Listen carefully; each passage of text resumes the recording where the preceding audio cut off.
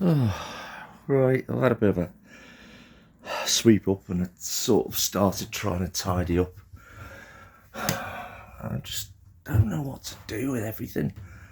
The garage is just a shit state. I just can't. I don't know how to process things. What do I do?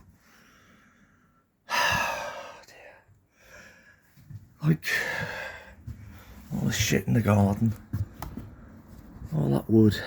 It may be useful, it may not be. I can't burn it at the moment because it's all wet in the fire pit, but do I just burn it anyway? Or do I just take it all to the tip? And then there's the fire, there's the decking over there. What a mess that is. Do I just rip it all up, or is it...